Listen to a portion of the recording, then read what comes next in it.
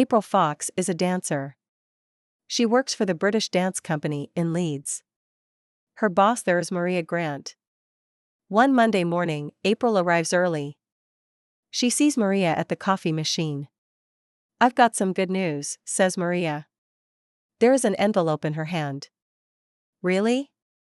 What is it?" April asks. Maria smiles. "Wait and see," she says. At 10 o'clock, the dancers are finishing their first class. Suddenly, Maria walks into the room. "Can I have a word with you all, please?" she says. "What's this about?" asks April's friend, Laura. "I don't know," April answers. The music stops. "I have a letter here from Moscow," says Maria. "The Russians want us to dance there next month." 6 weeks later, April is at Heathrow Airport in London. "You're going to have a very good time," says her father. "Of course she is, George," says Mrs. Fox. "Now, April, have you got everything? Ticket, passport, money?" April smiles. "Yes. Mum." She says goodbye to her parents. Then she sees Laura and Maria. "Come on," says Laura. "It's time to go." On the plane, April and Laura talk about Moscow. They are both very happy. "I want to see everything," says Laura. "The Kremlin, Red Square, the Bolshoi." "Me, too," says April, "and I want to meet lots of people." "Don't forget we're going there to work," says Maria with a smile. In Moscow, a bus takes the dancers to their hotel. April and Laura's hotel room is on the second floor. Laura walks in and puts her bags down. "Great. There's a TV," she says, and turns it on. A man is reading the news. She pushes another button. Now there's a pop video. "Look, April," she says. "Russian rock and roll." But April is not listening. She is looking out of the window. Moscow, she thinks. "I'm in Moscow." Next day, the dancers work very hard. Their dance for the festival, Green Oceans, is new and very difficult. They start at 8 o'clock and finish at 6.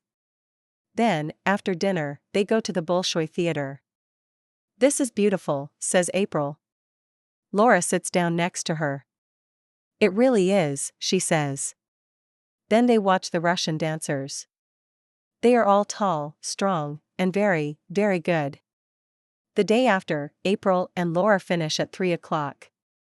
They go to a cafe and drink Russian tea. Then Laura looks at her map of Moscow. "Where do you want to go?" "The Pushkin Museum's near here," she says. "Okay, let's go there," says April. Then she looks at the people in the cafe. "I want to talk to them," she thinks. "But how? I can't speak Russian." In a street near the museum, there is a small market. "Oh, Laura, look," says April. She can see some red and yellow boxes on a table. "Those are pretty." "They're music boxes," says a young man with glasses. "You speak English," says April. The boy smiles. "I'm studying it at university. My friend Nikolai and I only work here at weekends." April and Laura talk to the boys for a long time. Sasha, the one with glasses, speaks English very well. Nikolai only speaks a little. After 20 minutes, Sasha has an idea. "Listen," he says. "We're going to the country tomorrow for a week's holiday. Some friends are going with us. Do you want to come for the day? It's not very far." Next morning, Sasha and Nikolai arrive at the girls' hotel in their father's cars. There are 3 other people with them: Lara, Igor, and Sonia. They all drive to a lake near Moscow. Everyone is laughing and talking. At the lake, they have lunch. After that, Nikolai plays his guitar and sings Russian songs. April listens to him. There is a boat beside the lake. Late in the afternoon, April and Nikolai go out in it. Nikolai looks at April and smiles. April smiles, too. "It's very beautiful here," she says. Nikolai looks into her eyes. "Yes," he says. "Beautiful. And you are beautiful, too. I think April. Laura shouts. Come on. It's time to go. Back in Moscow, there is a lot to do. All the dancers work very hard and have no free time. April is tired. Sad, too. She wants to see Nikolai again. But how, she thinks. Where? When? He's in the country and I'm here in Moscow. Then, the British dance company's big night arrives. Good luck, everyone, says Maria. The evening goes very fast. April only thinks about one thing: green oceans. But then, 2 hours later, the music stops. She stands under a white light. Laura and all the other dancers are beside her. Everyone in the theater is throwing flowers. I think they like us, says Laura. There is a sad smile on April's face. Yes, she says. I think they do. 24 hours later, all the British dancers are at Moscow airport. Now I'm never going to see Nikolai again, thinks April. And I can't write to him. I don't know his ad. Then someone says her name.